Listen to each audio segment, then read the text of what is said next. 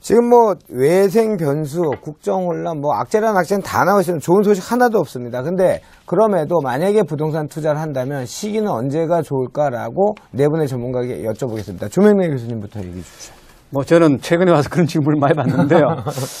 대개는 내년 후반 이후라고 뭐 지금까지 지속적으로 이렇게 이해를 하고 있습니다. 그렇게 그런 이유를 뭡니까? 그런 시기를 제시하는 것은 앞에서도 뭐 지금 악재들이 다 노출돼 있다고 하셨고 또 우리 두 박사께서는 노출된 것보다는 그것이 어떤 결과를 가져오느냐가 더 중요하다는 그런 또 해석을 하셨는데 실제 우리 지금 부동산 시장을 에워싸고 있는 우리 국내외 여러 가지 어떤 상황들을 보게 된다면 시장이 단기적으로 다시 되살아날 가능성은 그렇게 많지 않는 것 같아요. 모든 측면에서 보더라도 일단은 뭐 많은 분들이 이야기하다시피 지금 그 공급 물량이 지금 많이 나오고 있는데 지금 이제 막 시작입니다.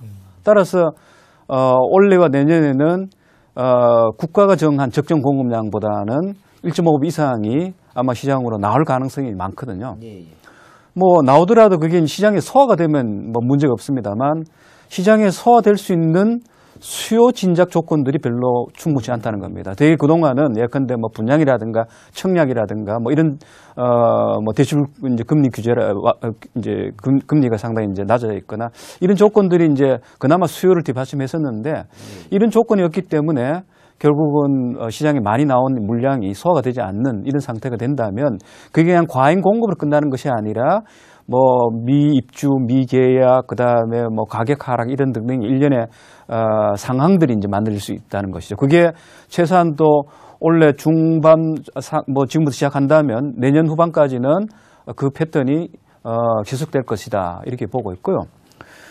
그다음에 대출 금리도 뭐 앞에서도 이야기를 했습니다만 현재 지금 대출금리가 벌써 작년에 그 뭡니까 11.3 대책 이후에 부터 올라서 뭐 주택담보대출금리 같은 경우에는 지금 많게는 한 4%까지 지금 올라온 상태인데 앞에서도 뭐 지적을 하셨습니다만 지금 트럼프가 이제 취임을 하면서 원래 그 미국의 연방정부 준비은행에서 기준금리를 3차례 정도 올린다고 지금 이렇게 그 계획을 좀 발표하고 있는데 우리는 일정하게 지금 올랐습니다만서도 만약 그 미국 정부가 기준금리를 원래 3차례 정도 올리게 된다면 우리는 기왕에 올랐기 때문에 여유는 좀 있습니다. 올리지만서도 3차례 정도를 계속 올리게 된다면 우리도 여러 가지 이제 이유 때문에 올릴 수밖에 없기 때문에 그렇겠죠. 올 하반기에 가서는 어쨌든 간에 금리 인상 요인이 생기서 그런 것이 내년까지 이제 이어지는 상황이 될 것 같고요.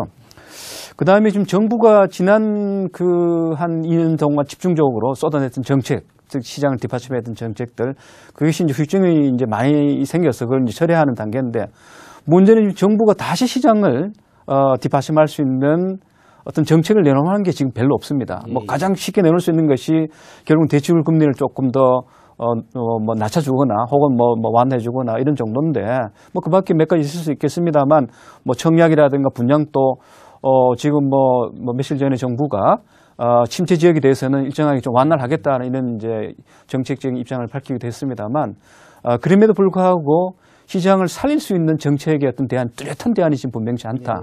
거기다가 뭐 많은 분 지적하셨습니다만 대선이 이제 이루어지고요. 대선이 이제 끝나면 새로운 정부가 들어서게 됩니다. 새로운 정부가 들어서면 그에 따른 여러 가지 정책들이 이제 새로 이제 준비가 됩니다. 그렇기 때문에 그 준비된 정책이 어떻게 작동하냐라는 것은 아무래도 내년 상반기를 지나야 어느 정도 효과 패턴이 나타나기 때문에 그 모든 불확실성이 어느 정도 그래도 거쳐지는 단계가 저는 내년 후반 이후라고 보기 때문에 만약 내가 투자를 한다고 한다면 뭐 실수자는 좀 뭐 다르다 하더라도 그렇다면 저는 후반 이후에 하는 것이 가장 안전하지 않나라는 그런 일반적 입장을 늘 이야기를 하고 있습니다. 예, 우리 조명래 교수님께서는 18년 이후 그 이유는 과잉 공급에 따른 여러 가지 안 좋은 결과물이 나올 시기, 그다음에 금리 인상 요건, 정책의 부재 이로 인한 2018년 하반기 이후에 부동산 투자를 만약에 한다면 하겠다. 이렇게 정리하겠습니다. 자, 두 박사님은 어떠십니까? 예. 저는 뭐 실수요자 입장에서 본다면은 어떤 시기 자체가 사실은 여러 가지 외생 변수에 대한 관심을 두기보다는 본인이 이제 대출 부분에 대한 금리 인상 가능성이 상당히 높기 때문에 그 부분과 관련해서 대출 규모를 최소화할 수 있고 자기의 자금 조달 여러 가지 상황에 따라서 결정하면 될 것 같습니다. 그래서 그런 부분과 관련해서 이제 대출에 대한 여러 가지 상품이라든지 가장 적은 비용으로 할 수 있는 부분에 발품을 파시는 게 나을 것 같고요.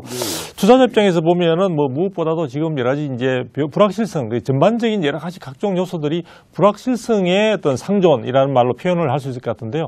그 부분이 조금 가시화될 때까지는 좀 쉬어가는 부분도 괜찮지 않겠나 이런 생각이 듭니다. 그래서 지금 제가 볼 때도 사실은 향후에 어떻게 될 것이냐를 우리가 짐작만 할 뿐이지 확정적으로 우리가 가져가기는 참 힘든데 무엇보다 우리 부동산 시장이 가지고 있는 한계라고 볼 수 있는데요. 국내에는 부동산 정책이 어떤 식으로 가느냐에 따라서 사실 시장이 굉장히 충격파가 큰 편입니다.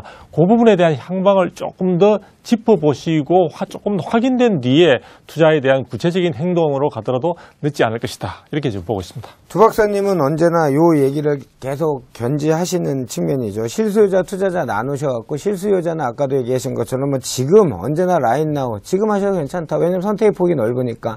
대신 그거를 중장기적 관점에서 예를 들면 아까 주택연금도 얘기하셨고 그걸 주택연금으로 활용하셔서 노후대책 삼아도 그렇죠. 되고, 예, 그 다음에 투자자 입장에서는 우리 조명래 교수님하고 같은 비슷한 의견이시고요. 조금 가시화가 된 후에 투자에 나서면 좋겠다라는 말로 정리하겠습니다. 자, 이재문 소장님 말씀해 주십시오. 네, 게임을 하지 않으면 잃지 않는다는 말이 있습니다. 만약에 전 경제가 그렇게 돌아간다 그러면 디플레이션으로 가야 되겠죠. 2016년 한국 경제는 부동산이 상당히 견인한 걸로 돼 있습니다. 이제 2017년은 암울한 전망들이 많은데 그 암울한 전망에 우리가 최소한의 가이드를 가지고서 게임을 적극적으로 임해야 된다라는 건 경제적인 동물이기 때문에 당연하다고 보는데요. 저는 그 분수령이 이제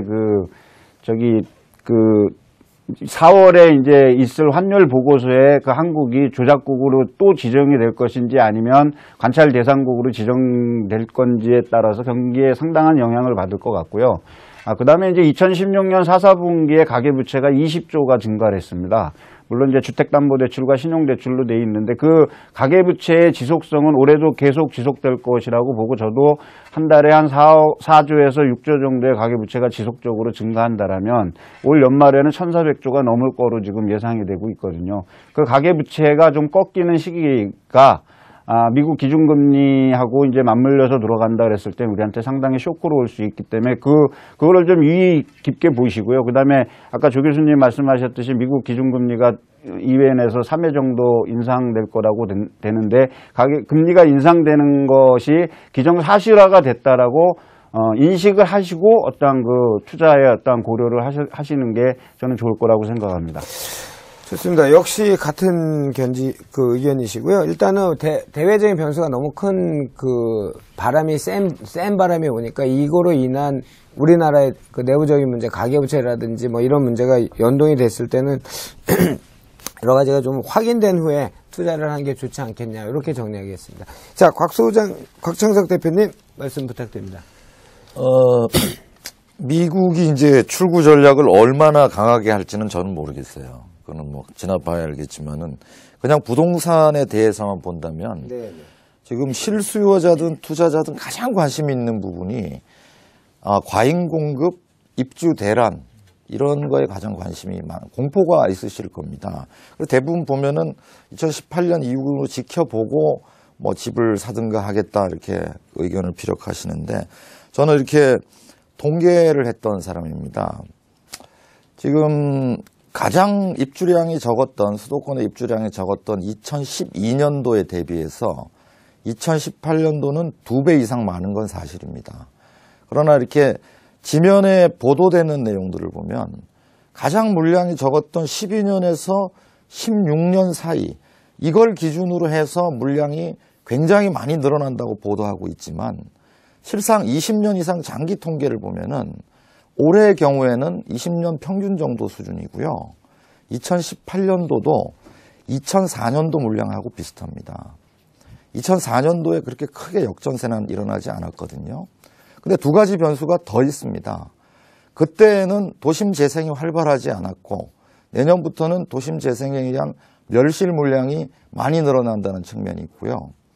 두 번째는 2000년대 초만 하더라도 입주량이 수년간 오랜 기간 거의 수도권에 20만 가구 가까이 그 입주를 했었는데 지금은 최근 5년간 거의 10만 가구 정도를 입주하다가 이제 올해 17만 내년 20만 정도가 입주거든요.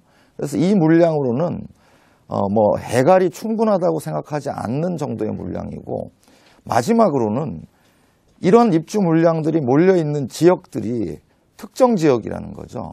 서울이라든가 서울 인접 지역에 있는 게 아니고 좀 멀리 떨어져 있는 지역들의 입주량들이 몰려 있습니다.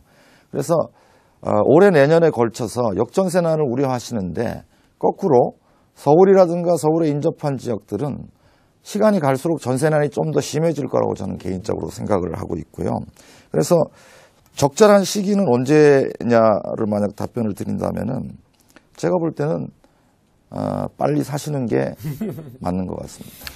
좋습니다. 우리 곽 대표님 의견은 지금 단기간에 그 어떤 통계나 실적으로 인한 과도한 프레임이 설정되어 있다. 그래서 20년 평균 통계를 보면 올해 입주량이 한 37만 호 정도 되는 거죠. 올해가요. 입주량이요. 그렇죠. 그러니까 그거는 평균치에 가까운 숫자다라는. 아니, 수도권이요. 수도권. 예. 그러면 요건 참 의견이 정말 전문가들마다 의견이 다릅니다. 하여튼 곽 소장님은 제가 아까 말씀드린 것처럼 실수요자나 투자자 라인 나오랍니다. 지금 서둘러서 다니시면서 준비하시는 게 좋다는 의견이십니다.